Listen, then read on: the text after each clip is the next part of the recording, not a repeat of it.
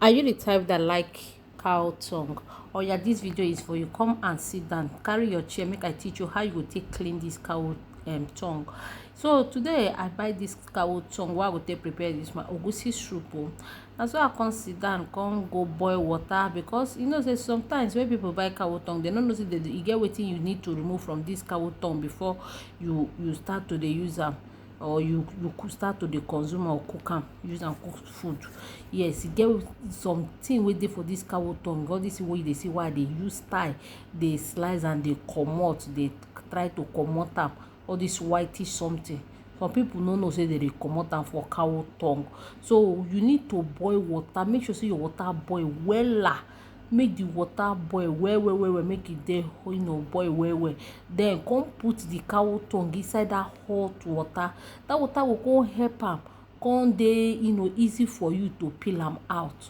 Yes, if you dey inside that hot water, make you boil am. Some people dey boil am together, but me I no too boil am together. I just allow the water boil first. I come put am inside, come remove am immediately. Na me I come dey use this my kitchen knife. You see as I hold the knife, make e strong for my hand. I come use am dey dey slice am up. The skin, no worry, no dey comot with the skin. Na that whitish something you need to use your time comot. So you see, some people go buy this kind thing for inside market. They go tell the aboki or the person wey dey sell meat seller for them, say make the person slice for them. So which meat seller, which person wey go sell meat go help you dey comot all these things for inside market? No na.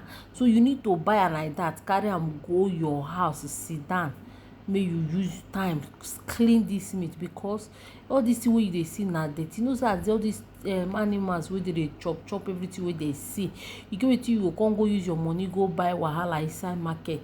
So when you don buy this kind of thing like this cow tongue, you need to go house go know how you go take clean am well before you start to dey use am cook. So as I buy this one, and so I come go use the hot water, make sure I put am inside hot water, then come dey use my time dey clean am, dey use my knife dey slice am. You fit take your time, depend, because this one na strong cow. The cow kakaraka.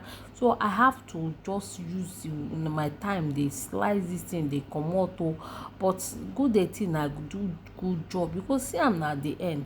So now this cow meat, me I dey say na egusi soup e go land. I no dey use you cook another thing wey no be egusi too. So I come dey use my time dey clean am. No be small work I give myself for here, but e better say I use my hand clean am than say I buy am inside market. Na they just cut am like that. They know say get wetin dey comot for cow. See am now, we don clean am finish. I don do better job for here. This one go land inside my soup. See na, see am. What do you think? You see how the thing be? So I don comot all those gbogbo niche wey dey the body, all those dirty, because that thing na confirm dirty wey dey the cow tongue. You know say people dey believe say na the best part of meat wey dey sweet. Yeah, e dey expensive.